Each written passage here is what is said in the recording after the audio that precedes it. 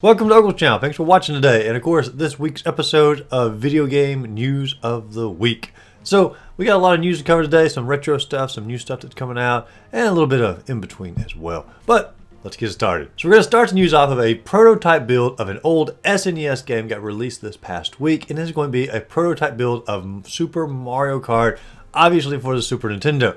Now, the prototype build comes from what is called the Nintendo Giga Leak from about a year ago, and this Giga Leak released a lot of early versions of some older SNES games, and a lot of people could go through the coding and see what was originally supposed to be in these games. Well, there's a fellow named Mr. L314, and he actually took the prototype build, or the leaked version of Super Mario Kart, and recreated what this game would have been like had all of these features actually been inside the game. So he created this prototype build of Super Mario Kart. Now, there are a lot of different changes within this game. First off, there's a different battle mode a little bit, where it's more of a just a straight shooter instead of picking up items. The tracks are a little bit different in some cases, but one of the coolest parts of the Super Mario Kart prototype is actually an inclusion of a track editor. So you can actually go into the tracks, and you can change where the boost spots are going to be, you can change where the item blocks are going to be, you can actually mix the tracks up a little bit.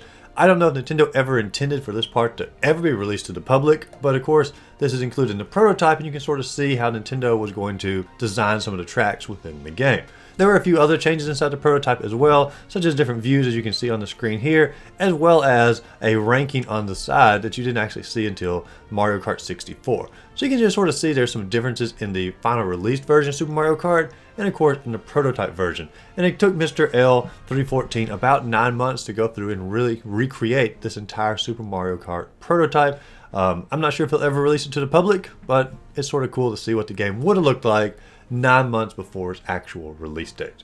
And let's continue on to Mario news. A couple years ago, they released something called Dr. Mario World, which was, of course, trying to bring back the Dr. Mario's franchise, except on mobile devices. Now, I'll be honest, I love Dr. Mario. I mean, I am probably one of the biggest fans of Dr. Mario who actually still play the game. I load up on the NES Classic all the time, but when it came out on mobile devices, I was pretty excited. It's like Dr. Mario on the go.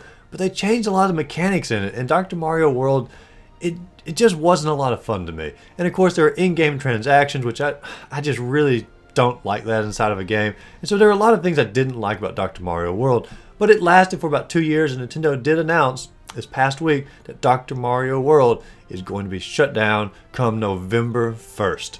Now, when they shut the game down, it's not just simply going to be where you can't purchase in-game transactions or things like that, and you can't download it anymore. Literally, if you have the game downloaded, they're going to make it where you can't play the game anymore. It'll be where you can't log into the servers, and it'll say, thank you for playing the game. And they're going to put like a little memory of the game on Nintendo's official website. But Dr. Mario World is officially coming to a close. Only lasted 2 years, and I can't say I'm sorry that this particular game is coming to a close, but I hope it doesn't seal the fate for Dr. Mario in the future for Nintendo, because I would love to see another Dr. Mario game actually on the Switch in a very similar vein as like Dr. Mario 64 was for N64. It's time that we actually had a decent Dr. Mario game come out on an actual Nintendo system. And we'll wrap up the Mario news with one last little bit here. When they released the NES Switch Online games this past month, they actually put out a Super Mario Bros. 3 Special Edition. And I know we all get excited when we see the word Special Edition beside things, because we always think it's going to be extra levels or some bonus stuff. But in truth be told, it's just when you load the game up, you get to start in level 8 with a bunch of items. And for us experienced Super Mario Bros. 3 players, that's mostly meaningless. But if somebody is, of course, not very good at the game and they just want to experience the later levels, it's a pretty cool feature. But honestly, when you put the word Special Edition on there, we expect a little bit more. And let's swap out Nintendo news for just a little bit, and let's talk about some Sony news. This past week, a Bloodborne modder was able to take the Bloodborne game, and there's a secret door, or I'm not going to say secret door, but an unlockable door inside of Bloodborne that opens up a shortcut that's not actually done inside of the main game. This is, of course, the door that is behind the Cleric Beast that opens up into the Cathedral Ward. There's a shortcut within the game that they just simply left the door shut for some reason. And I think the reasoning behind it might be because the load times within the different worlds between those two parts of the level was just a little bit too much for the game. Maybe, I'm not sure why exactly they shut it down, but it was a modder out there called Garden of Eyes, and he actually went through, got the door to open back up, got the game assets working perfectly with the door opening, and you can now, of course, actually go through that door from the Cleric Beast into the Cathedral Ward and back and forth. I know to the vast majority of Bloodborne players, it's not important, and of course, you can't experience this mod unless you have the, the hacked PS4 or whatnot that he's using in order to do all this stuff with, but it's actually cool to see that shortcut be completed, and you can see what the original intent was for that Bloodborne part of the levels. And let's move on into some Pokemon news. This upcoming week, we are going to have a brand new expansion coming for the Pokemon Snap, or the new Pokemon Snap on Nintendo Switch. Now, it's not going to be a paid DLC or anything like that. They're literally just going to be giving us 3 new areas to explore. And some of these areas actually have day and night, so it's probably closer to like 5 new areas if you take into account the day and night part. And I think it's like 20 new Pokemon are coming as well. And it's just sort of neat to see Nintendo actually, or the Pokemon company, support a game that's already out without making you pay for additional DLC.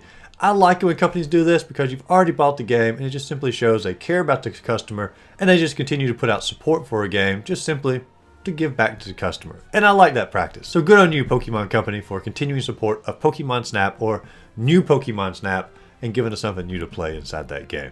Also, Pokemon news, if you've ever been playing a Pokemon game and you thought to yourself, man, this bike that I'm riding on in this game, amazing. I wish I could have this bike in real life. Not just any bike, not a regular old crusty bike. I want the Pokemon bike from the game. Well, your dream has come true. They're actually going to be giving away one copy, or one product rather, of this bike from the Pokemon Red and Blue games. Now, the bike itself is not rideable, because you can see here it has no chain on that bike, so you can't take it for a afternoon stroll around your neighborhood or afternoon cruise around your neighborhood. But you can certainly display it inside your house, of course, on the wall, in the kitchen, wherever you want to display this amazing Pokemon bike. Now, they're only giving away one bike in this contest, and all you have to do is simply follow the PokeTimes Twitter account and just simply hashtag the following phrase behind it, which is Pokemon 1 million yen bicycle.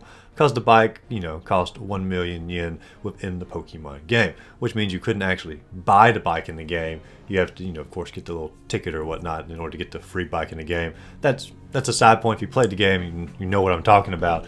But you do have to live inside Japan to enter in this contest, so it does eliminate some of us from ever competing in the possibly getting this bicycle. But it's really cool to sort of, see a little Pokemon memorabilia here, come into play, and the bike looks really amazing. You got little Pokeballs on the tires, and of course, different Pokemon on the back side of the tires, and it's just a cool collector's item. Now, we'll wrap the news up this week with an indie game that got announced this past week. It's not coming out probably for 2 more years, but it's an old school Zelda type game. The overhead Zelda, the Super Nintendo NES era of Zelda. And the game is called Spindle. And Spindle actually follows, you are, of course, the Grim Reaper of Death himself, and a little pig sidekick. And you're traveling into this land to figure out why no one is dying anymore. And of course, because you're out of a job at this point, so you're trying to understand what's changed inside the world. And of course, it's going to be a complete overhead, or 2D overhead adventure game.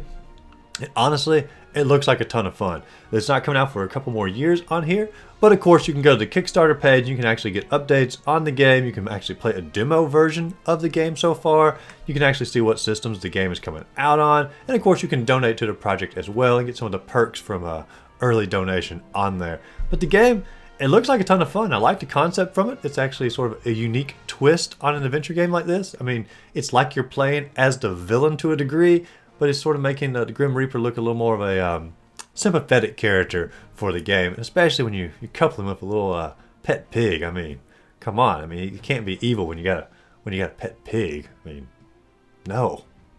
But I plan to back this game and, of course, give you guys updates as the game progresses through its development process.